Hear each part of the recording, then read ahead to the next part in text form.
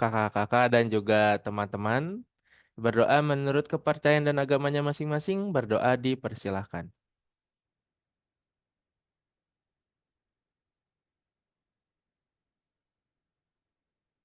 Berdoa selesai, ya. eh izin perkenalkan, mudah-mudahan kakak-kakak, nama saya Valdi, saya perwakilan dari tim MCU, dan saya yang akan mendampingi untuk kegiatan pada siang hari ini. Tapi sebelum itu, saya izin untuk memberikan terlebih dahulu kepada Bu Eni sepatah kata mungkin ada yang ingin disampaikan sebelum nanti ada yang ingin disampaikan mungkin ya atau dari tim MCU juga karena kan kemarin baru selesai kegiatan untuk ini ya apa namanya uji kompetensi jadi banyak juga alumni yang sudah menyampaikan gitu jadi kami sedikit membuat eh apa ya kegiatan ataupun pesan dan kesan. Nah, nanti mungkin sedikitnya akan Valdi sampaikan dan sekiranya bisa memotivasi untuk kakak-kakak dan teman-teman. Jadi sebelum Valdi putar, Valdi izin untuk kembalikan terlebih dahulu kepada Bu Eni. Mohon izin dipersilahkan waktu dan tempat kepada Bu Eni. Silakan Ibu. Oke, terima kasih Mas Faldi. Assalamualaikum warahmatullahi wabarakatuh. Waalaikumsalam. Gimana? Selamat siang dan salam sejahtera ya. Gimana ini saya manggilnya bunda-bunda atau kakak-kakak ini? Ayo benar-benar tuh Halo? kakak-kakak, halo teman kakak-kakak. Ini mikrofonnya soalnya Manggilnya ini bunda-bunda. dinonaktifin Ibu. Nah, coba Valdi Ah, aktifin. Bisa, Bu. Jadi kita Bu Campur-campur, Bu, ini, Bu. macam-macam. Campur-campur Bu katanya Ada Bu. yang bunda, yang kakak ya.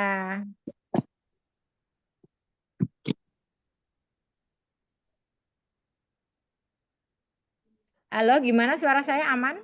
Aman nih Bu. Oke, ya oke. Eh, Biasanya siapa Mas manggilnya kakak atau bunda ini?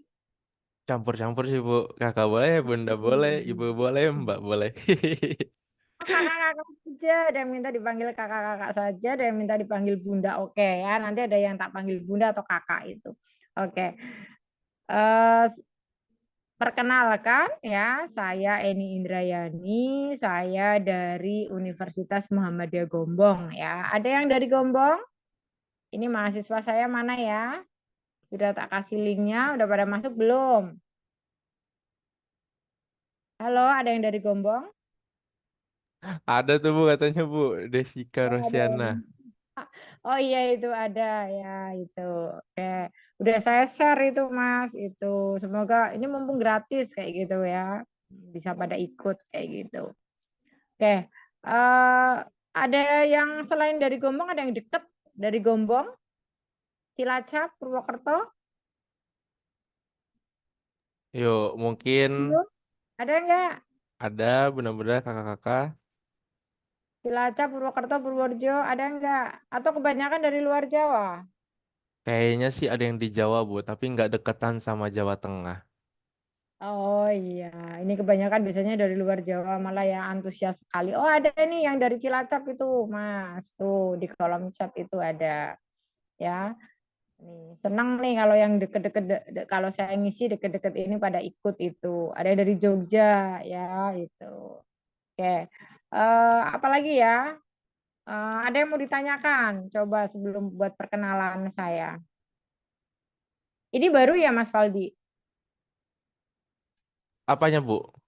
Ini mahasiswanya ini belum pernah ikut bimbel. Oh iya, kebanyakan sih harusnya baru ya Bu ya, karena yang kemarin itu kebanyakan yang ikut di MCU per periode Desember, Januari, Februari itu ikutnya yang Ukom di Februari akhir itu Bu yang sampai Maret. Oh gitu. Mm-mm. Jadi udah pada Berarti selesai. iya, insya Allah ini yang baru-baru yang belum pernah ikut bimbel ya. Jadi mungkin belum pernah ketemu saya. Insya Amin. Allah nanti buat saya webinar kalau ada bimbel itu nanti insya Allah tiap bulan saya ada jadwal ya. Insya Allah bisa ketemu saya. Amin. Mungkin itu Mas perkenalan dari saya. Untuk hari ini topiknya sengaja saya tidak milih satu topik Mas, tapi ada 5. Wih, Gitu. Iya, seru Bu. kemarin bebas karena jadi biar nggak biar biar ada gambaran. Oh, tentang nanti kita bahas soal dari pranikah prakonsepsi, kehamilan, kemudian ada lagi persalinan, kemudian nifas, kemudian BBL kayak gitu ya. Nanti ada 5. Kemudian yang terakhir nanti saya kasih tip dan trik itu mengikuti ujian UKOM. Oke, sip. Terima Itu kasih buat banyak. ini.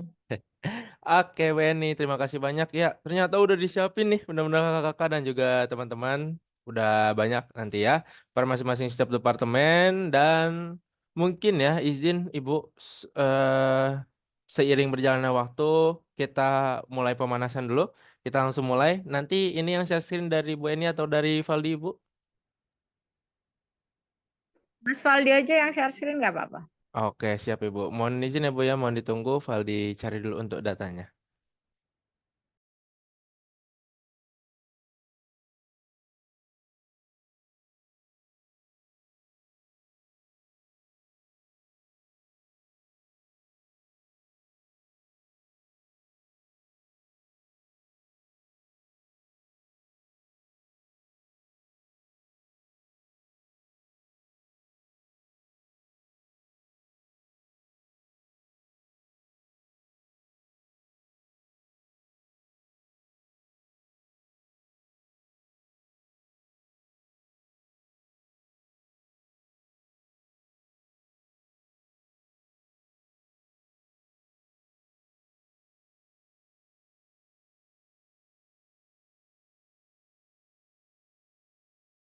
Baik, mohon izin kakak dan teman-teman sekiranya jika sudah terlihat untuk layar yang ada di depan, mohon dibantu direspon. Apakah sudah terlihat atau belum? Terlihat? Oke, siap. Terima kasih Kak Desiska. Oke, teman-teman, terima kasih banyak. Terima kasih, Ya, terima Mas. kasih. Oke, siap Bu Eni. Ya, sekali lagi ya kakak-kakak dan juga teman-teman. eh ini coba saya pengen tahu. Pengen izin untuk teman-teman yang bisa nyalain kameranya dinyalakan ya. Sekali lagi, tapi kalau misalkan ada kegiatan yang disambi juga nggak apa-apa kalau nggak nyalain kamera. Oke, kalau begitu bagaimana Bu ini? Apakah sudah bisa dimulai?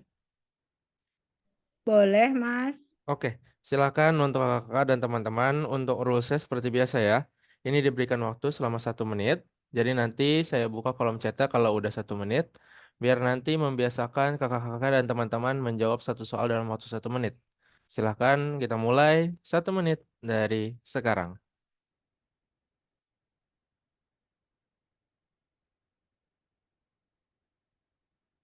Jangan terburu-buru, dianalisis dulu kasusnya.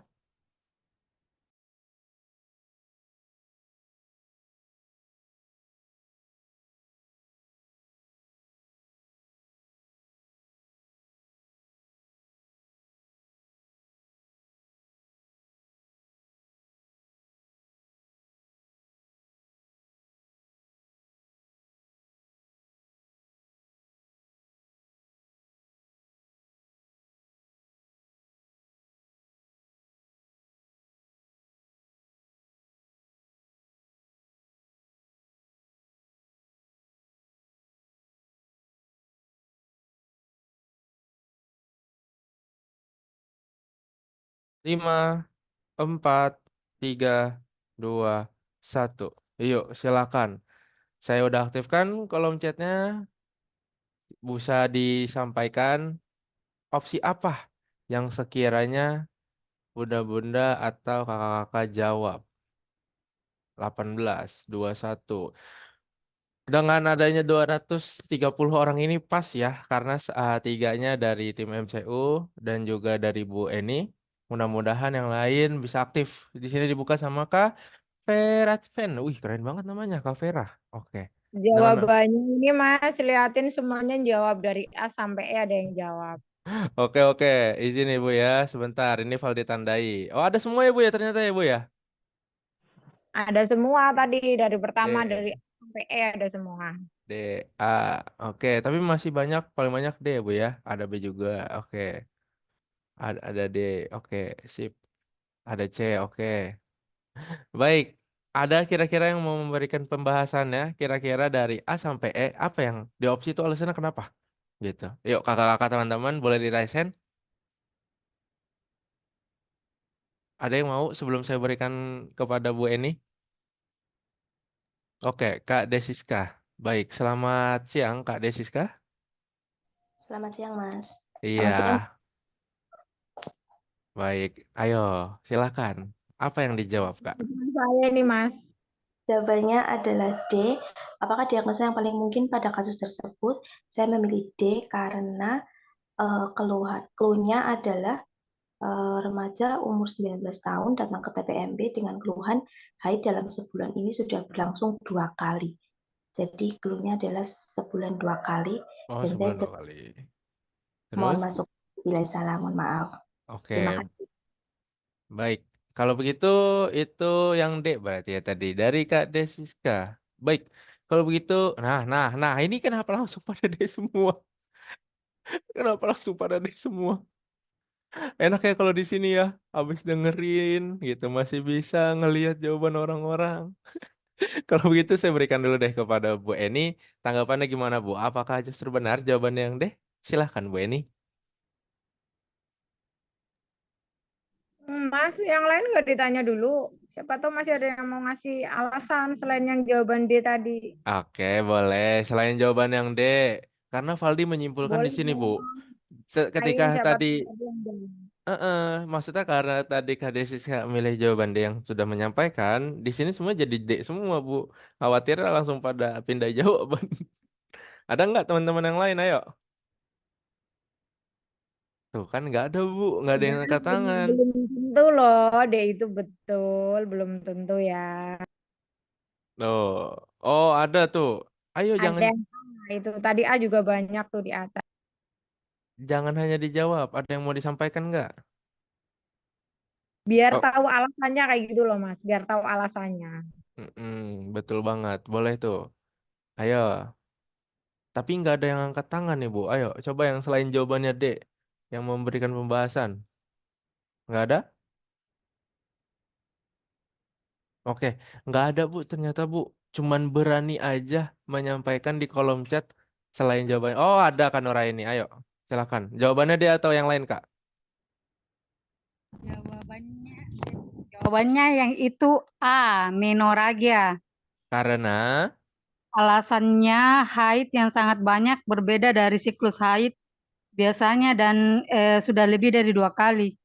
oke, sudah lebih dari 2 kali sama ya kata kuncinya ya. Ada Ya, lagi?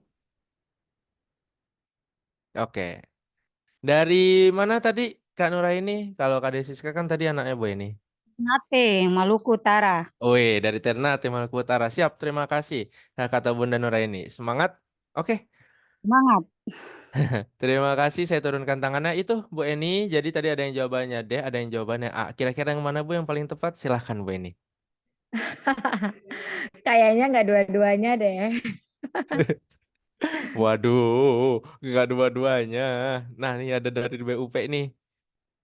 Ayo Bunda atau Kakak silahkan. Jawabannya A sama D atau selain itu? Jawabannya E, Mas. Oh, betul nih malah justru. Ayo, kenapa Karena clue-nya adalah dia dalam sebulan itu sudah 2 kali dan banyak. Cuma agak terkecoh diganti pembalutnya kok hanya 3 kali sehari. Saya tadi gitu apa terkecohnya di situ, tapi di atasnya kok lebih dari 2 kali dalam sebulan dan banyak. Maka saya tetap pakai yang menometrorgia. Oke, siap. Terima kasih. Kakak atau Bunda Yoga Ningsih. Yuk, kalau begitu Bu Eni ini kayaknya sudah dicukupkan karena udah banyak Bu yang memberikan pembahasan. Ada A, ada D, ada E. Kira-kira yang mana Bu yang paling tepat? Silahkan Bu Eni. Tapi tidak tiga-tiganya. Oke ya, ini kita buka jawabannya apa ya, biar nggak penasaran. Karena dari tiga jawaban tadi itu belum tepat ya. Oke, kita buka jawabannya.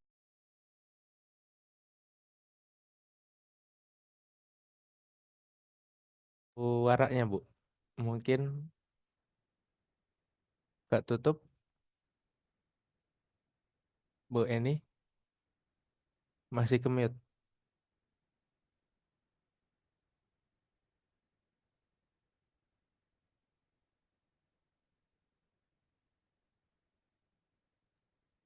Iya. Keluhan haid dalam sebulan ini sudah berlangsung 2 kali dan banyak. Siklus haidnya teratur sejak 2 bulan terakhir ini ya. Kemudian ganti pembalut 3 kali per hari. Nah, kenapa jawabannya bisa epimenoragia? Epimenoragia nama lainnya adalah polimenorea. Ini diangkat menjadi diagnosis karena pasien mengalami haid dalam sebulan itu berlangsung 2 kali dan siklus haidnya teratur sejak 2 bulan terakhir. Nah, di sini ada perbandingan polimenorea atau epimenoragia dengan menstruasi normal. Kalau menstruasi normal, dia lama siklusnya 21 sampai 35 hari. Ya, kalau polimenorea atau epimenoragia itu kurang dari 21 hari. Jumlah darahnya menstruasi normal itu sekitar 35 cc ya. Polimenorea itu volumenya sama seperti menstruasi biasa. Itu. Slide berikutnya, Mas. Jadi, bila siklusnya kurang dari 21 hari dan disertai dengan darah yang lebih banyak dari biasanya, maka disebut polimenoragia atau nama lainnya epimenoragia. Polimenoragia ini kondisi siklus haid yang lebih memendek dari biasa, yaitu kurang dari 21 hari, sedangkan jumlah perdarahan relatif sama atau lebih banyak dari biasa.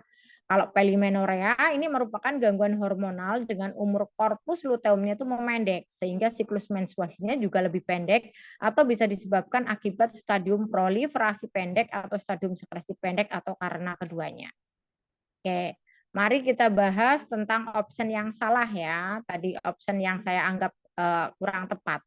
Oke, yang jawaban A itu kan menoragia. Menoragia ini tidak dapat dianggap menjadi diagnosis karena memang tidak terdapat gejala yang mendukung. Menoragia itu adalah kondisi ketika terjadi perdarahan haid dalam jumlah yang banyak dan atau durasinya itu lebih panjang daripada interval haid yang normal. Nah, kondisi ini umumnya terjadi pada perempuan yang baru mengalami pubertas atau menjelang menopause, yaitu usia di atas 40 sampai 50 tahun.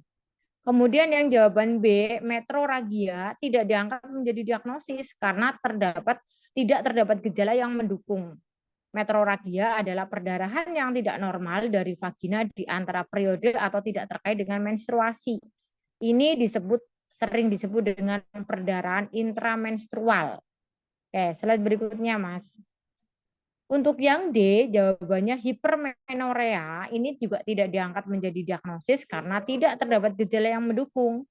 Hipermenorea, nama lainnya atau menoragia adalah perdarahan haid yang lebih banyak dari normal atau lebih lama dari normal lebih dari 8 hari. Kemudian yang E, menometroragia tidak dapat diangkat menjadi diagnosis karena tidak terdapat gejala yang mendukung. Menometroragia adalah kondisi di mana pasien mengalami menstruasi yang lebih lama dari biasanya dan lebih banyak darah yang keluar. Ini adalah kondisi perdarahan rahim yang tidak normal. Perdarahan ini terjadi di luar jadwal menstruasi yang seharusnya dan seringkali tidak teratur. Begitu, Mas. Baik, terima kasih banyak Bu Eni atas pembahasan dan juga penjelasannya tadi ya sudah disampaikan. Kenapa sih jawaban-jawaban yang lain tuh masih kurang tepat? Nah, kalau begitu, kira-kira gimana? Benar-benar dan kakak-kakak kita bisa lanjut ke nomor soal yang berikutnya ya. Silakan, ini untuk nomor soal yang berikutnya. Yuk, 1 menit dari sekarang.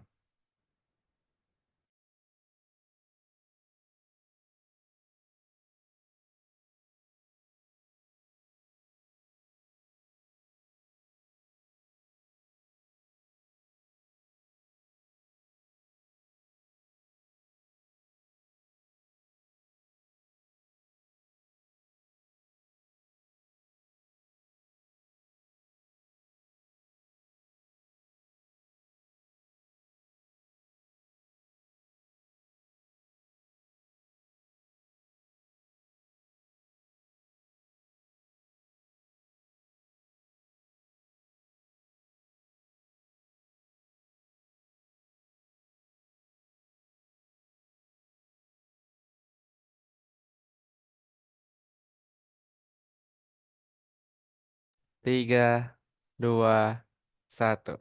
Iya. Ayo, kolom chat udah dibuka. Apa yang dipilih? Oke, sambil menunggu jawaban yang lain muncul, ada dari kakak-kakak atau bunda-bunda yang mau memberikan pembahasan, boleh langsung diresen, silahkan. Ayo.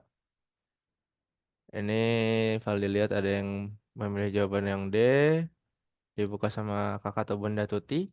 Bunda Renita juga sama. Oke, kakak Sri Wahyuni Ada E. semua kan Mas ABCDE ini. Iya Ibu, coba ini kita dengarkan ya Bu ya. Ini yang pertama ada dari kakak atau bunda Fitriani. Apa opsi yang sudah dipilih Kak? Ini dari Universitas Kadar Bangsa ya. Iya, silakan Kak Baik, Fitriani. terima kasih Kak Paldi. Di soal ini, apakah penyebab keluhan yang dirasakan ibu pada kasus tersebut? Eh, Clue-nya G1 P0A0 hamil 35 minggu, kemudian clue kedua nyeri pada punggung, kemudian clue yang ketiga merasa tidak nyaman dengan nyeri punggung yang dirasakan, kemudian cemas terhadap persalinannya. Hasil pemeriksaan semua normal, kemudian belum masuk PAP, juga tidak jadi masalah. Jadi clue yang utama yaitu hamil 35 minggu, kemudian nyeri punggung pada TM3. Jadi penyebab keluhan yang dirasakan pada ibu tersebut yaitu, kenapa ini ada ini? Saya pilih jawaban opsi D, sambungan sendi sakrokoksigis mengendur. Terima kasih, Mas. Oke, siap. Terima kasih Kak Fitriani. Ya, jadi tadi yang D ya jawabannya ya. Sambungan sandi. Oke, buat kakak-kakak yang lain mungkin ada yang mau juga memberikan pembahasan selain opsi jawaban yang D. Ini nomor 1 sama nomor 2 semua opsi jawaban keluar loh. Nanti pada satu koma atau tryout nggak ada ya. Ini cuma satu yang dipilih. Nggak boleh banyak-banyak. Ayo ingat, kita kan juga memilih pasangan hidup juga cuma satu. Nggak boleh lebih dari satu. Ya. Boleh Mas Oh, poligami. wah. Kalau lebih dari satu itu namanya bonus ya Bu ya. Tapi tanggung jawab si laki-laki juga besar dong Bu. Kalau misalkan lebih dari satu. Ayo ayo, udah nih jadi. Nggak boleh lebih dari satu kalau cewek namanya poliandri nanti. Kirain poliklinik Bu. Aduh ini jadi kemana-mana nih. Ayo, mudah-mudahan kakak-kakak ada lagi nggak selain yang D? D tapi banyak tuh. Itu juga banyak banget. C juga banyak banget. Coba A juga. Mm-mm, D itu malah sedikit tadi yang jawab D sedikit. betul. Kata Bu Eni tadi banyak banget loh selain yang D. Ada nggak yang memberikan pembahasan? Ayo, silakan. Hayu. Mana yang namanya Ayu? Nggak ada nih. Waduh, kayaknya nggak ada nih Bu. Nggak tahu malu-malu atau masih pada ini ya Bu ya. Apa namanya pada lemah, lemah dah tuh lemes gitu. Karena kan lagi menjalankan ibadah puasa nih Bu. Ya kan takutnya suaranya disimpan buat nanti ngobrol sama ayangnya. Nah loh. Oke Bu Eni, mohon izin ini mumpung nggak ada. Boleh, eh boleh lanjut ya. Kalau Kita buka begitu jawabannya. dilanjut. Silakan Bu Eni.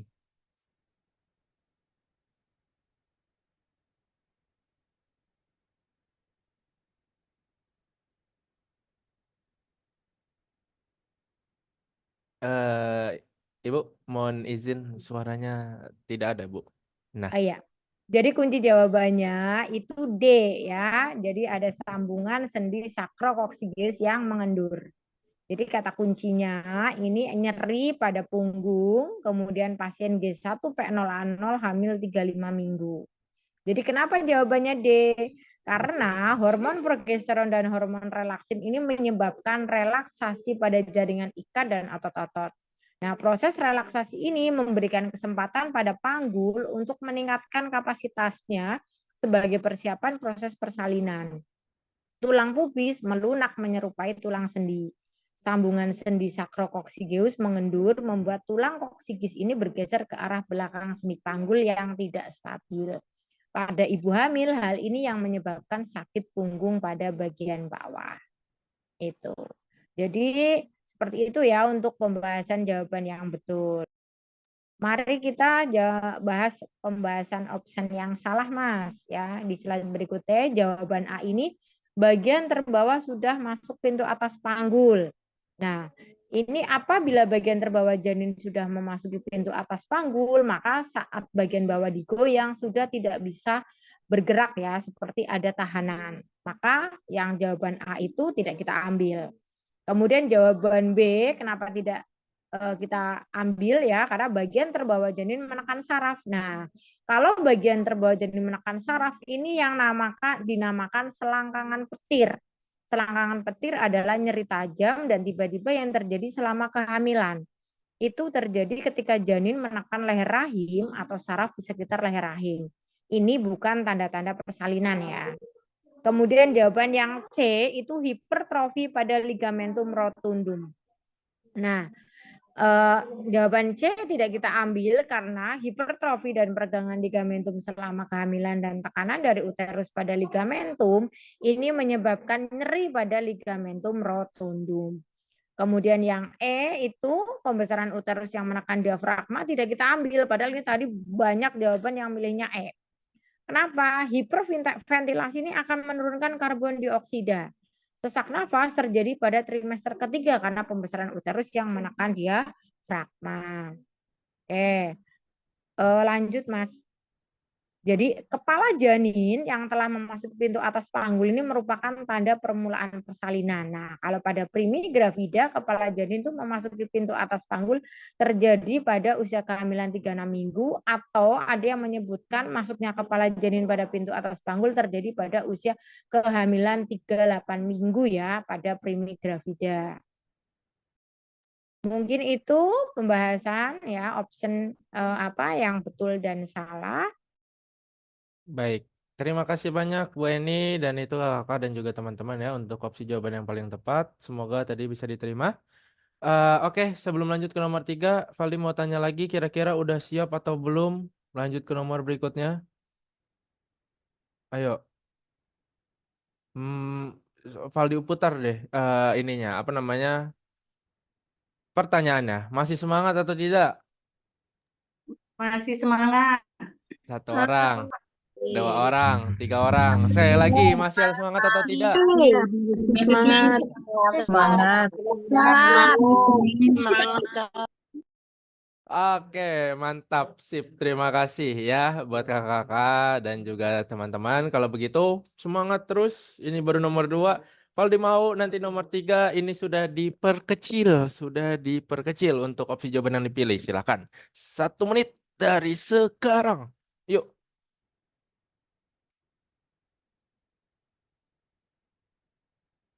Satu menit.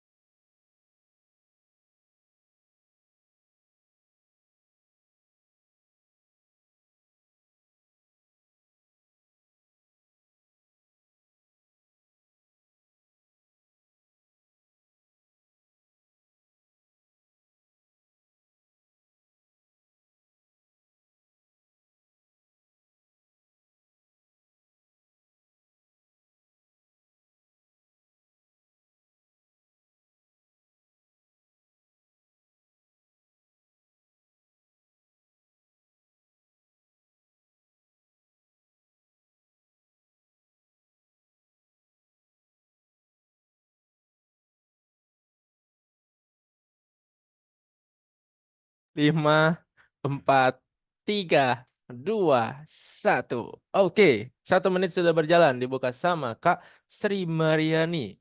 Dengan opsi jawaban yang C. Ternyata bawahnya E, bawahnya D. Oke. C, D, E. B, C, D, E. Yang A nggak ada. Oke, hampir semua opsi jawaban keluar lagi. Wadidaw. Gimana ini bunda-bunda kakak-kakak? Ini, aduh, kayak mana ya? Nggak apa-apa, Mas. Justru nanti kan jadi bikin penasaran nih, gitu ya. Kok jawaban saya bisa salah ya? Kok jawaban saya bisa salah? Kenapa ya? Gitu.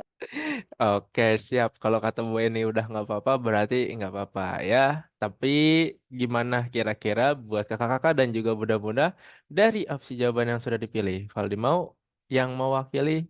Silahkan boleh membantu untuk menyampaikan. Kok bisa jawabannya B? Kok bisa jawabannya C gitu? Yuk, mana? Siapa orangnya? Di mana rumahnya? Oke, ada dari Kak Yoga Ningsih nih ya. Berarti yang oh langsung diturunin tangannya nggak jadi kah?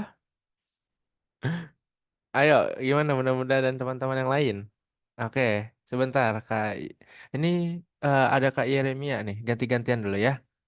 Langsung rame. Sebentar, sebentar, sebentar. Gantian, gantian, gantian. Ayo, Kak Yeremia, selamat siang. Dari kampus mana, Kak? Selamat siang dari Poltekkes Palangkaraya. Palangkaraya. Oke, silakan. Apa yang dipilih opsi jawaban? Pertanyaannya dulu Kak, ini tindakan yang dilakukan pada kasus tersebut. Jadi kita tentukan dulu diagnosanya dari hasil pemeriksaan, di mana diketahui itu merupakan salah satu fase aktif, sehingga tindakan yang harus dilakukan adalah memberikan mencatat hasil pemeriksaan di dalam kartograf atau yang C. Kenapa yang C? Karena ini sudah pembukaannya fase 1 aktif. Kalau untuk pencegahan infeksi, observasi selama 1 jam ke depan, ini menurut saya belum bukan. Kemudian untuk posisi bersalin yang E ini juga bukan. Karena Ibu ini belum waktunya infartu. Mungkin demikian, terima kasih. Oke, terima kasih kembali Kak Yeremia.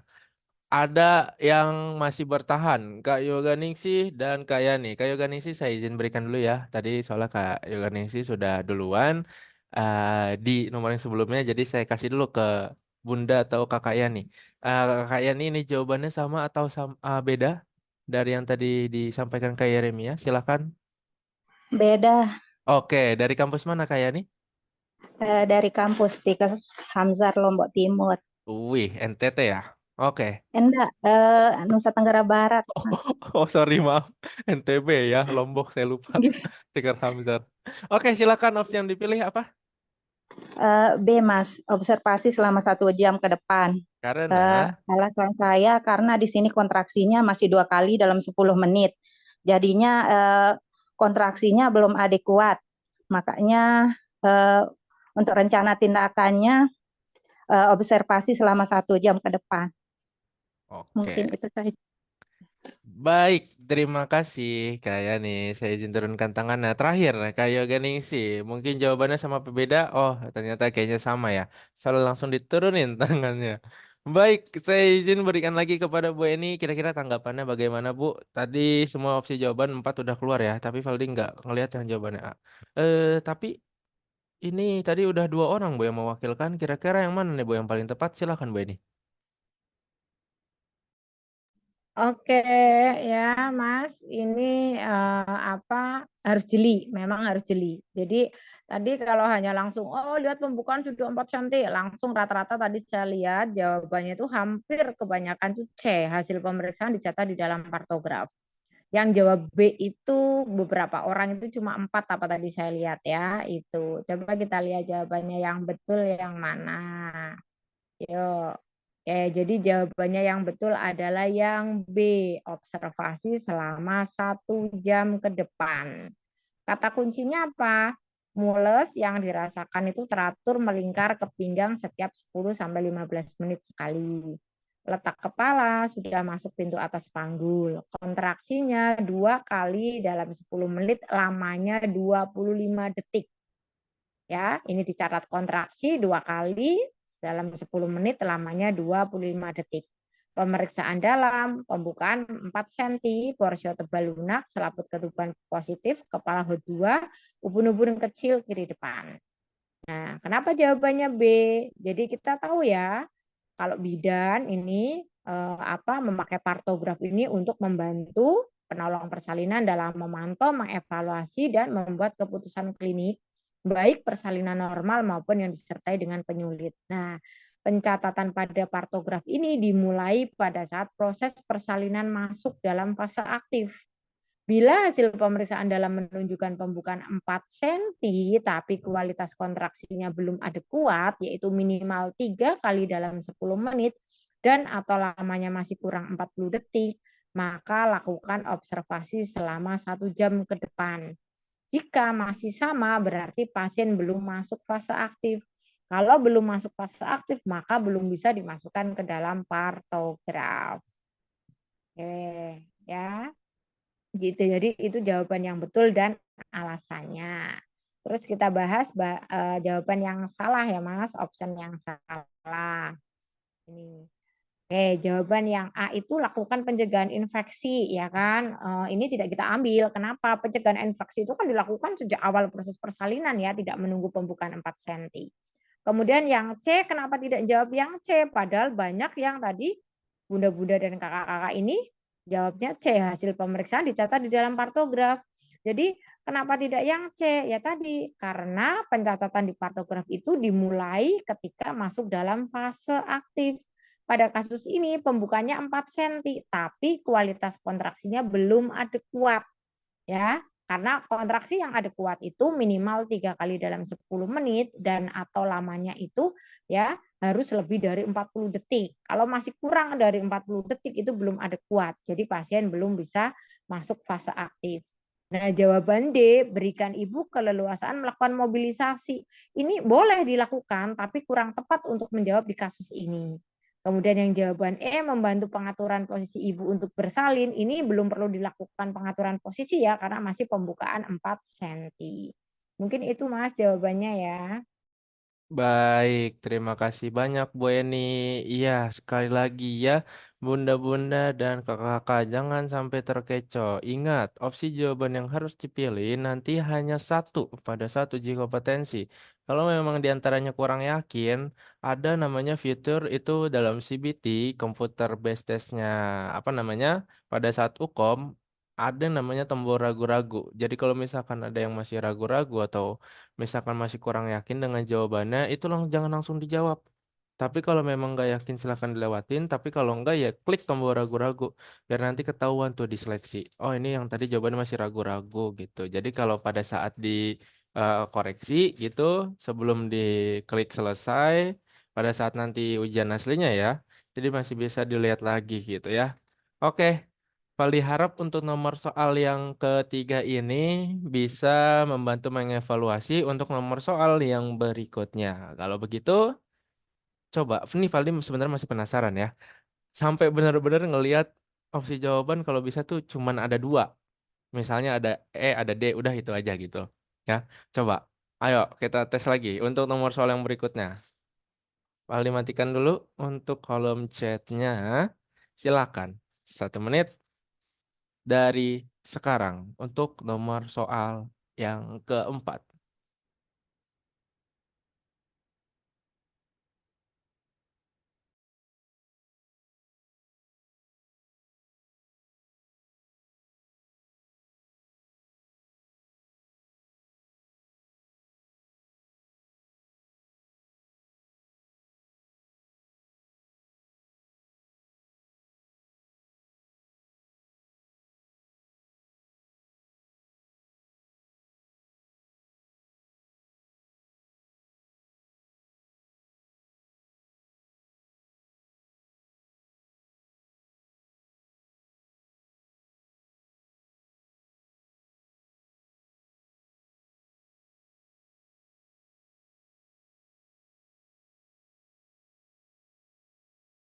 Lima, 4, 3, 2, 1. Oke, silakan. Yuk, ditaruh jawabannya di kolom chat. Dibuka oleh Kak Fatma Dewi. Jawabannya A. Oke, selanjutnya D. Nah, ini dia. Ini dia. Ada A dan D. Ini dia. Sudah mulai menyempit. Oke. Ada opsi jawaban A, ada opsi jawaban D. Langsung ada yang angkat tangan. R namanya. R apa nih? Ramdhani, Rahayu, atau apa? Oke, saya kasih dulu ke atas nama R. Kak siapa nih R? Dari kampus mana? Silakan. Selamat siang. Selamat siang, Saya Kak. dari kampus Medistra Bang, Iya. Medistra Lubuk Pakam. Oh, oke, anaknya Bu Novita ya ternyata. Baik, silakan. Kak R, siapa nih Kak R namanya nih? Ririn. Oh, Kak Ririn. Oke, jawabannya Iya. apa, Kak? Kalau saya jawabannya pilihannya A, itu mastitis. Karena? Karena soalnya apakah diagnosa yang paling mungkin pada kasus tersebut? Ibu usia 23 tahun, nifasnya hari 12, terus dia ada demam, demamnya suhunya 39,5, kalau tensinya nadinya normal. Terus ciri-cirinya ada ini, merah, payudara terasa kemerahan dan kebiruan. Itu salah satu ciri mastitis. Terima kasih. Oke, siap. Terima kasih Kak Ririn. Kalau begitu, udah banyak yang lain mungkin ada yang jawabannya sama ya, makanya nurunin tangan. Tapi ini masih ada yang bertahan, Kak Fitriani. Kak Fitriani jawabannya sama, Kak. Mastitis juga atau beda? Atau malah yang D? Beda Mas Faldi, saya jawab Oh, dia tadi. D ya? Iya. Iya, Kak. Karena? Diagnosis yang paling mungkin pada kasus tersebut karena ini ya, dia nipas 12 hari, kemudian di clue-nya terasa nyeri dan bengkak, kemudian tadi ada demam 39,5, kemudian di clue selanjutnya ada payudara terlihat kemerahan dan kebiruan tegang, kemudian timbul garis-garis merah ke arah ketiak, tapi yang paling utama payudara keras dan keluar cairan, itu yang membuat saya memilih option D karena ada keluar cairan. Terima kasih. Baik, terima kasih juga untuk Kak Fitriani. Tadi ada Kak Ririn, Kak Fitriani yang sudah membantu ya untuk apa namanya memberikan opsi jawaban ada A, ada D. Tapi makin kesini ternyata ada juga nih yang milih jawaban B. Ada juga yang jawabannya C. Tapi nggak apa-apa, ini udah lumayan menyempit ya. Saya cukup senang ini ada dua opsi jawaban yang keluar. Tapi di antara keduanya, apakah masih ada lagi yang ingin menangkal? Ternyata ada dari Kak Rani. Kak Rani Anissa, jawabannya selain A dan D. Eh, izin A- menjawab, uh-uh, menurut saya jawabannya adalah B, uh-uh. karena bridge engagement atau itu merupakan kondisi di mana payudara itu bengkak disebabkan karena adanya peningkatan aliran vena dan limfe sehingga menyebabkan bendungan air susu dan rasa nyeri disertai peningkatan suhu tubuh. Nah, kondisi pembendungan air susu ini karena adanya penyempitan ductus lactoveri atau kelenjar-kelenjar pada payudara yang tidak dikosongkan dengan sempurna atau adanya kelainan pada area puting. Sehingga hal ini dapat terjadi pada ibu nifas pada hari ke-12. Kemudian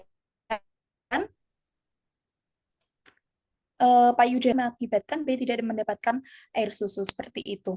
Dari kampus mana Kak Rani? Mohon izin. Sebentar, jangan dimatiin dulu Kak. Ayo, dari mana tadi? Dari Universitas Jenderal Ahmad Yani Yogyakarta.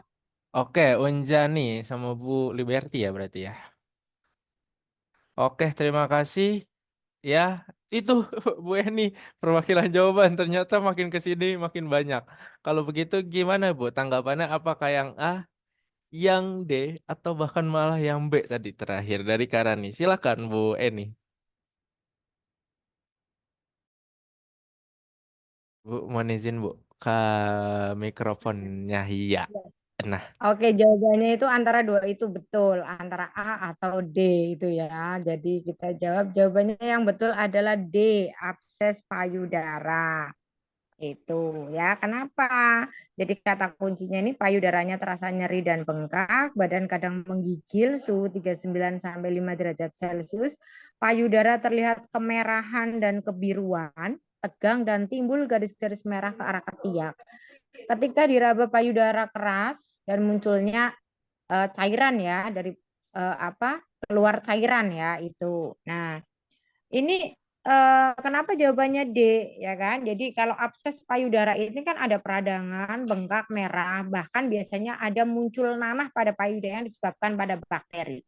Kalau pada kasus memang tidak muncul nanah ya, tidak disebutkan muncul nanah atau tidak disebutkan muncul cairan purulenta, hanya keluar cairan kayak gitu kan. Itu. Nah, clue-nya lagi itu adalah payudara yang terlihat kemerahan, kebiruan, tegang dan timbul garis-garis merah ke arah ketiak. Ini salah satu aliran ini yang muncul menjadi nanah itu seperti itu. Nah, kalau misalkan tidak muncul ya, tidak muncul tanda-tanda yang cuma payudara terlihat kemerah dan kebiruan, tidak muncul garis-garis merah ke arah ketiak, kayak gitu ya. Kemudian tidak keluar cairan, itu jawabannya mastitis. Kayak gitu, itu betul karena suhunya lebih dari 38 derajat Celcius. Jadi bedanya abses payudara sama mastitis itu hanya kalau di abses payudara itu keluar cairan atau keluar cairan purulenta atau nanah, kalau di mastitis nggak keluar cairan kayak gitu. Kemudian untuk option yang salah ya, ini oke, jawaban yang A, mastitis. Kenapa kita nggak milih mastitis? Karena saya menyebutkan mastitis ini infeksi yang menyebabkan peradangan payudara pada ibu menyusui. Jadi kalau mastitis itu suhunya itu lebih dari 38 derajat Celcius. Payudaranya nyeri, kemerahan, ada tanda-tanda peradangan itu ya, tapi tidak keluar cairan. Kemudian yang B ini enlargement atau payudara bengkak. Nah, kalau enlargement atau payudara bengkak ini kondisi payudara itu tegang dan nyeri itu sekitar hari ketiga sampai 4 postpartum ini akibat stasi di vena dan pembuluh limfe. Jadi tandanya ASI mulai banyak disekresi atau diproduksi. Nah, ini sering terjadi pada payudara yang elastisitasnya kurang. Bila tidak dikeluarkan, ASI menumpuk dalam payudara sehingga areola menjadi lebih menonjol, puting lebih datar dan sukar diisap oleh bayi. Kulit payudara nampak lebih merah mengkilat, ibu demam tapi suhunya di bawah 38 derajat Celcius ya, dan payudara terasa nyeri sekali. Kemudian yang C, bendungan ASI. Nah, bendungan ASI ini terjadinya pembengkakan payudara secara bilateral dan kalau dipalpasi itu teraba keras, kadang terasa nyeri disertai peningkatan suhu badan ibu. Ini suhunya di bawah 38 derajat Celcius ya, tetapi tidak terdapat tanda-tanda kemerahan dan demam kayak gitu. Kemudian yang E, radang payudara atau mastitis, sama aja ini ya, peradangan yang terjadi di payudara akibat infeksi oleh kuman. Jadi mungkin itu penjelasan opsi yang salah. Kemudian ini saya tambahkan sedikit materi ya, perbedaan abses dan mastitis ya Mas di slide berikutnya. Jadi untuk mastitis ini terjadi di minggu 1 sampai 12 postpartum. Rata-rata itu kejadiannya itu di minggu kedua dan ketiga. Penyebabnya ini adalah kelenjar payudara ibu yang aktif menghasilkan ASI sehingga terjadi statis vena ya. Kemudian mastitis itu nama lainnya infeksi payudara ya, dapat terjadi pada setiap wanita. Mastitis ini semata-mata komplikasi pada wanita yang menyusui. Nah, mastitis harus dibedakan dari peningkatan suhu transien dan nyeri payudara akibat pembesaran awal karena air susu masuk ke dalam payudara. Organisme yang bisa menginfeksi ini Staphylococcus aureus, Streptococcus, dan hormon parainfluenza. Kemudian cedera payudara bisa karena memar, karena manipulasi yang kasar, pembesaran payudara, statis ASI dalam duktus, atau pecahnya puting susu. Oke, kemudian slide berikutnya Mas. Nah, bakteri yang berasal dari berbagai sumber itu biasanya berasal dari tangan ibu, tangan orang yang merawat ibu dan bayi, dari duktus lactiferus, dan darah sirkulasi. Kemudian tanda gejala mastitis ini peningkatan suhu yang cepat dari 39,5 sampai 40 derajat Celcius ya. Yang penting di atas 38 derajat Celcius ya. Kemudian nadi naik, menggigil, malaise umum, sakit kepala, nyeri hebat, bengkak, inflamasi area payudara keras. Mastitis yang tidak ditangani memiliki 10% resiko terbentuknya abses. Nah, tanda dan gejala abses ya di sini nih ya, discak, puting susu purulenta, demam remiten, suhu naik turun, menggigil, pembengkakan payudara dan sangat nyeri, massa besar dan keras dengan areola kulit berwarna berfluktuasi kemerahan dan kebiruan mengindikasikan lokasi abses berisi pus. Jadi di kasus tadi kan ada warna kemerahan dan kebiruan. Nah, itu mengindikasikan itu lokasi abses yang isinya nanah. Jadi sampai di sini ya penjelasannya. Oke, mungkin itu Mas. Baik, terima kasih banyak Bu Eni ya. Tenang aja buat kakak dan teman-teman, gak usah berkecil hati. Yang tadi jawabannya dari nomor 1 sampai nomor 4 ini masih kurang tepat. Itu nggak masalah, ingat ini masih simulasi, ini masih latihan. Jadi yang diharapkan adalah bisa membantu pada saat uji kompetensi dan juga tryout-nya nanti. Tapi sebelum Valdi lanjut, semoga yang tadi Valdi sampaikan di awal ya, mudah-mudahan kakak-kakak masih ingat sedikit Valdi ingin sampaikan dari beberapa hal yang sudah disampaikan juga ya, perwakilan dari para alumni yang pernah mengikuti kegiatan di MCU. Dan ini Valdi mungkin sedikit tampilkan terlebih dahulu sebelum kita lanjut atau next ke nomor yang berikutnya.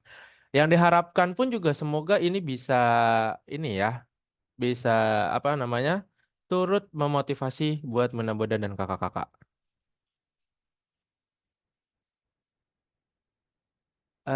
Sebelumnya terlihat mungkin bunda-bunda dan kakak-kakak apakah terdengar dan juga terlihat?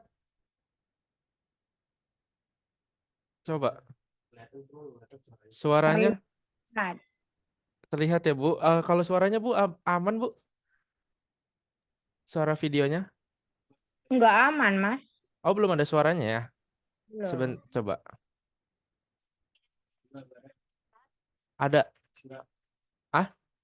Nggak ada ya? Sebentar coba. Valdi salah share screen kayaknya. Oke, screen ini aja ya. Coba Mas Lucky boleh dibantu? Apakah terdengar?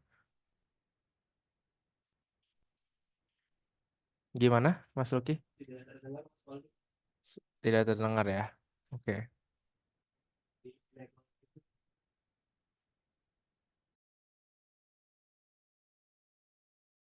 Masuk. Yuk, coba Valdi share ulang. Ya, semoga masuk ya. Saya Vira, saya Dinda, saya Eka, saya Elisa, dan perwakilan tim MCU mengucapkan selamat kepada para mahasiswa kebidanan dan keperawatan seluruh Indonesia yang telah meraih predikat kompeten. Untuk teman-teman yang mengikuti batch kedua, tetap semangat dalam berlatih bersama MCU ya. Terima kasih telah mempercayai kami dalam mengikuti bimbel bersama tim MCU dan para dosen. Berikut adalah testimoni yang mengikuti bimbel bersama MCU. Terima kasih MCU, dengan mengikuti bimbel MCU saya sudah lulus Ukom 100%. MCU is the best. I've loved you since we were 18. Long before we both thought the same thing. To be loved, to be in love. All I can do is say that these arms are made for holding you. I wanna love like you made me feel when we were 18.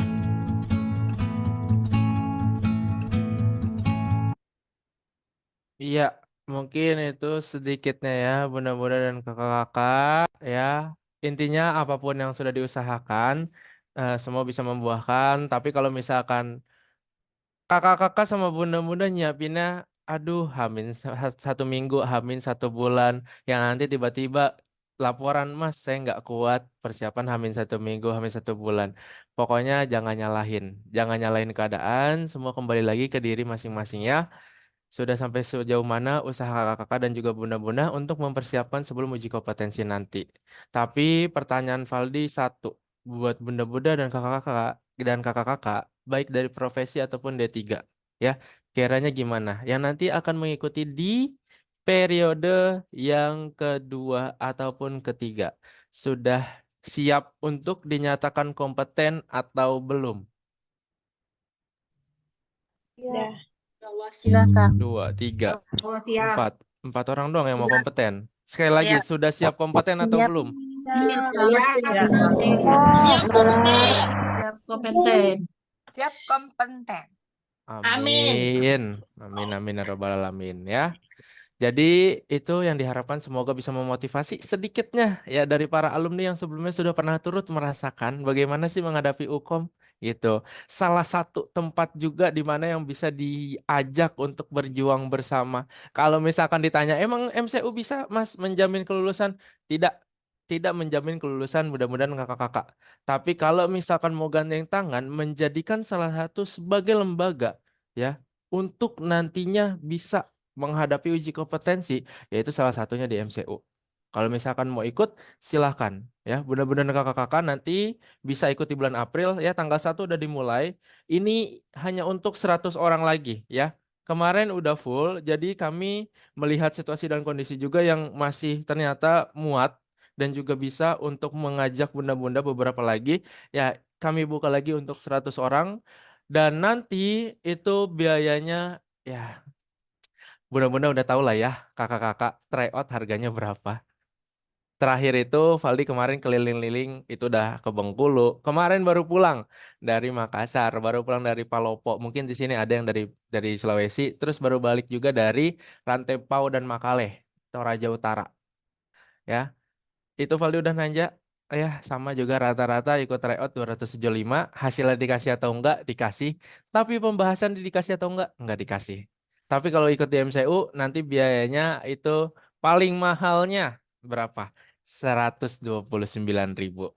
Ya, ingat kalau misalkan ada yang mau ikut, minggu depan sudah dimulai per tanggal 1, tapi bulan Idul Fitri nanti kita rehat sejenak. Intinya yang mau ikut, tanggal 1 udah dimulai, silakan buat bunda-bunda yang mau ikut, nanti Valdi kasih tahu informasinya ya di kolom chat. Tapi sebelum itu, ya kita lanjut dulu ya ke nomor soal yang berikutnya dulu. Ini udah panas soalnya. Oke, ya itu sudah diberikan informasinya dari rekan tim MCU. Terima kasih buat Mas Lucky.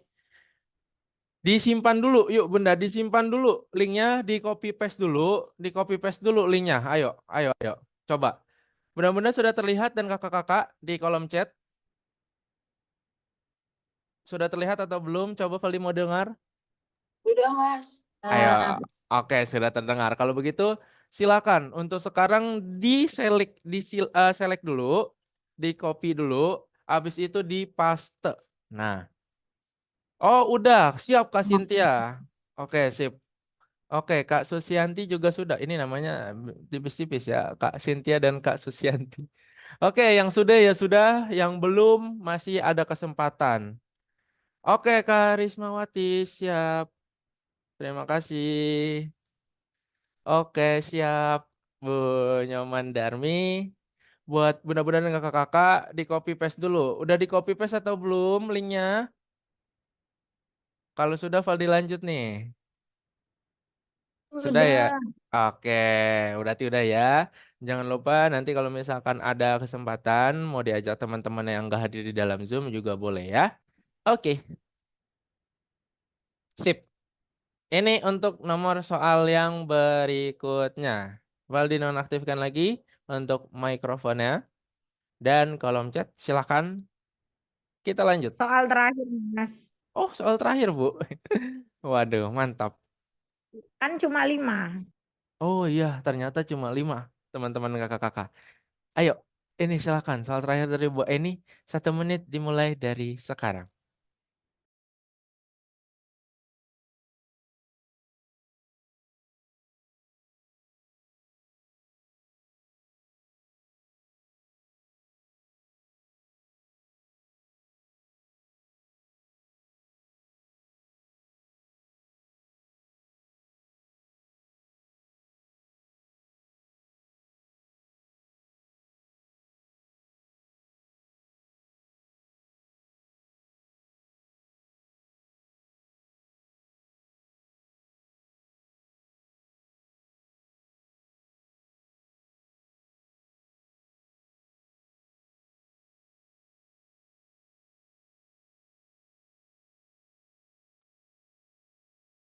Lima, 4, 3, 2, 1. Oke, yuk silakan.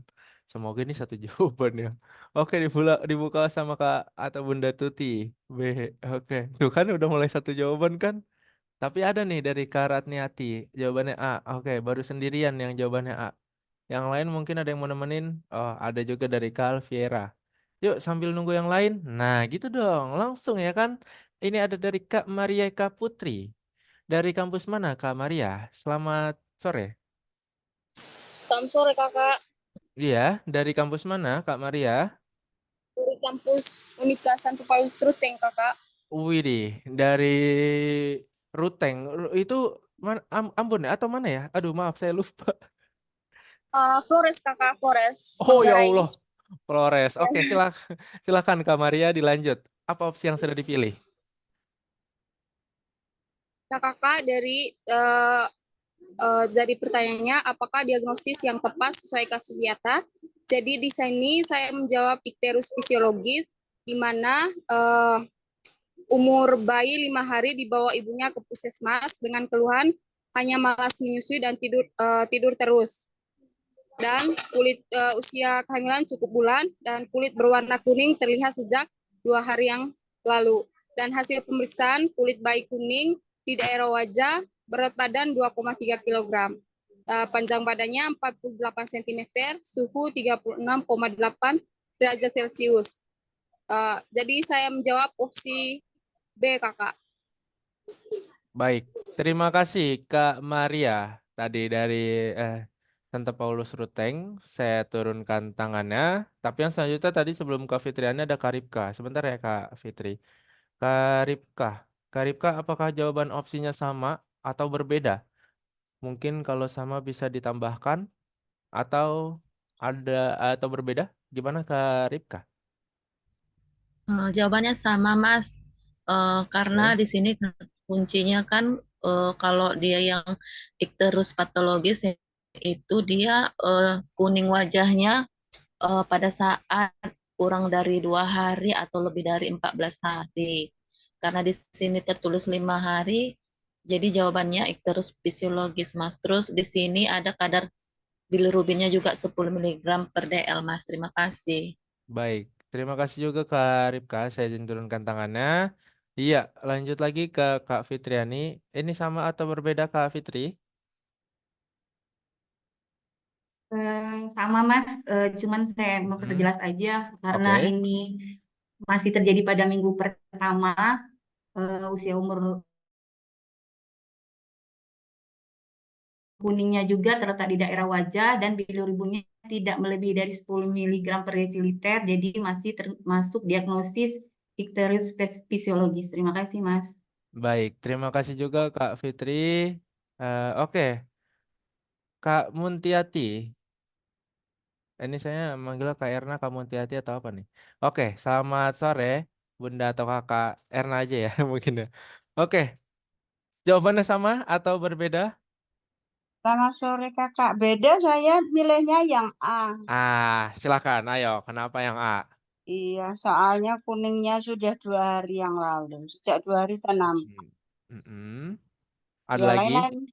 lain-lainnya hampir sama sih. Tapi kata kuncinya kuning langsung timbul di 2 hari yang pertama. Matur suwun. Nggih, matur suwun juga Bunda Erna. Oke, Valdi izin. Mbak. Saya Valdi izin turunkan tangannya dan juga mute. Dan ternyata tadi ada nih Bu Eni dari perwakilan 3 melawan 1 ya. 3 yang memilih opsi B, 1 yang memilih opsi A. Kira-kira yang mana Bu Eni yang jawabannya paling tepat? Nah, silahkan Bu Eni.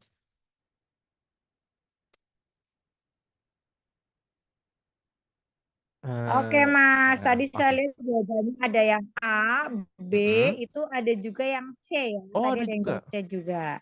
Oke. Tuh. Nah, memang betul jawabannya itu antara A, B, dan C itu. Tapi tadi dari yang dijelaskan itu sudah betul jawabannya kalau ikterus fisiologis ya. Jadi jawabannya yang betul adalah B ya. Kata kuncinya lahir spontan 5 hari yang lalu, kulit warna kuning sejak 2 hari yang lalu, kulit bayi yang kuning di daerah wajah, pemeriksaan penunjang kadar unconjugated bilirubinnya 10 mg per dl. Jadi kenapa jawabannya ikterus fisiologis ya, yang B. Jadi jika muncul setelah 24 sampai 72 jam dan menghilang sebelum usia 2 minggu itu disebut dengan ikterus fisiologis.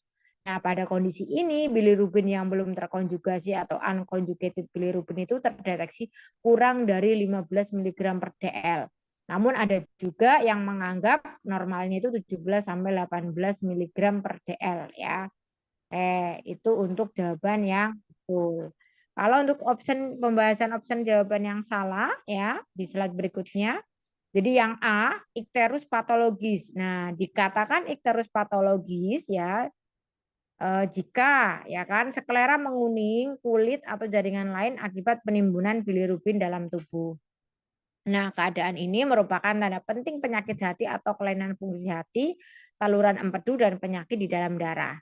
Nah, ini ikterus patologis itu terjadinya pada 24 jam selesai kelahiran ya. Kemudian terjadi peningkatan kadar bilirubin indirect lebih dari miligram per dl dalam 24 jam. Pada kelahiran normal, warna kuning ini membaik pada hari ke-7 dan pada kelahiran prematur warna kuning membaik pada hari ke-14. Kemudian yang C, can icterus ya, ini adalah kerusakan otak pada bayi yang disebabkan oleh tingginya kadar bilirubin dalam darah. Kondisi ini terjadi ketika penyakit kuning tidak segera ditangani sehingga kadar bilirubin terus meningkat dan menyebabkan kerusakan pada otak. Kelebihan bilirubin merusak otak terutama bagian ganglia basal, hipotalamus, cerebellum, dan nukleus dari lantai ventrikel keempat. Pada bayi baru lahir, kadar bilirubin yang sangat tinggi dapat menembus sampai ke otak hingga menimbulkan kerusakan otak. Oke, slide berikutnya. Jawaban D, hepatitis A ya, tidak kita ambil karena yang hepatitis A ini adalah infeksi yang menyerang hati akibat virus HIV-A ya. Virus HAV. Penyakit ini sangat mudah menular lewat makanan dan minuman yang terkontaminasi virus yang dapat berasal dari feses penderita. Kemudian yang E, ini hepatitis B, itu adalah peradangan pada organ hati yang disebabkan oleh virus hepatitis B. Infeksi virus ini disebabkan oleh HBV ya. Virus ini ditularkan dari orang ke orang melalui darah, air mani, atau cairan tubuh lainnya. Penyakit ini tidak menyebar melalui bersin atau batuk. Oke. Mungkin itu penjelasannya Mas, jadi pembahasan option yang betul dan salah. Baik, mudah-mudahan kakak-kakak kiranya bagaimana tanggapannya, apa sudah cukup dipahami atau belum? Ayo, gimana? Silakan, mungkin boleh ditaruh di kolom chat tadi dari nomor 1 sampai nomor 5, benar berapa salah berapa itu juga boleh. Atau misalkan sebelum nanti ditutup untuk kegiatan pada sore hari ini, masih Mas tadi kok kenapa sih nomor yang tadi dijelasin gitu, gini gitu. Nah, itu juga boleh, yuk. Sambil Valdi sedikit menjelaskan atau menampilkan tadi ya, buat benar-benar dan kakak-kakak kalau misalkan ada yang mau ikut kegiatan bimbingannya MCU. Ayo silahkan yang sekiranya masih kurang dipahami, masih mau ditanya, masih mau dikonfirmasi. Silahkan. Oke, sangat jelas. Oke, siap. Terima kasih Kak Suryani. Oke, Kak Trisna, terima kasih. Oke, Kak Yoga Ningsih, salah satu yang nomor 1 doang. Oke, Kak Tera sudah cukup paham katanya. Untuk nomor 1, mohon maaf kakak atau Bunda Renita, nanti ada rekamannya ya. Jadi masih bisa dipelajari kembali. Bu Eni mohon izin ya Bu ya. Sebelum mungkin ini ada yang mau ditanya atau misalnya nanti ada yang mau disampaikan dari Bu Eni, ini Valdi izin menjelaskan terlebih dahulu kepada kakak-kakak dan juga teman-teman. Khawatir tadi ada yang masih belum memahami. Oke, ini buat bunda-bunda dan kakak-kakak. Ya, untuk nanti menyesuaikan ya bunda dan kakak, kalau misalkan masih di bulan Ramadan, kami mulainya seperti biasa di siang hari. Tapi kalau misalkan sudah lepas dari bulan puasa atau bulan Ramadan, nanti waktu kembali normal jam 19.15 waktu Indonesia Barat. Oke, nih bunda-bunda dan kakak-kakak, kalau misalkan ada yang mau ikut, ingat ya, ingat. Valdi nggak mau sama halnya ketika kemarin keliling ke beberapa kampus di setiap kota, itu Valdi masih ketemu profesi, waktu itu masih ada tuh profesi bidan di adalah satu kampus ya. Jadi mungkin yang disesali atau misalkan yang disayangkan adalah ketika itu masih praktik atau sambil bekerja gitu. Ya kalau praktik sambil bekerja ya udah nggak ada waktu lagi, kapan mau belajar soal ya. Ditanya udah tryout atau belum ya ternyata masih belum ada yang pernah ikut tryout. Jadi ya itu kembali lagi kemandirian ataupun pemaksaan untuk diri sendiri.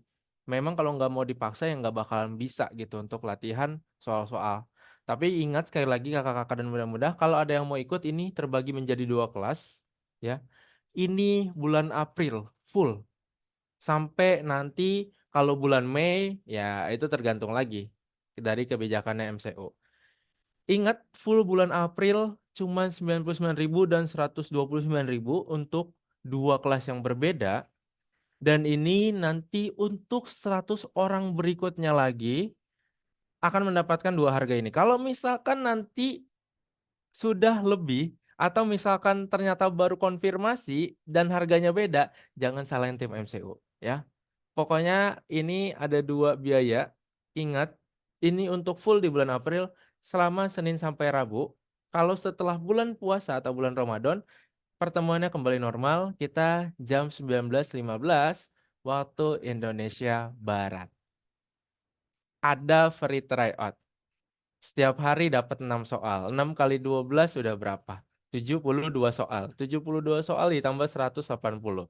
Berarti udah 252 soal yang nanti akan didapatkan. Kalau ikut tryout nasional itu cuma dikasih hasil kompeten dan tidak kompeten. Apakah soalnya dikasih? Enggak, jarang dikasih. Kenapa? Emang nggak boleh? Nggak boleh. Nggak boleh sembarangan ngasih soal. Tapi kalau di MCU, Bunda-bunda dan kakak-kakak aman. Dapat soal dari tim MCU bisa dipelajarin, ya, bisa dijadikan referensi.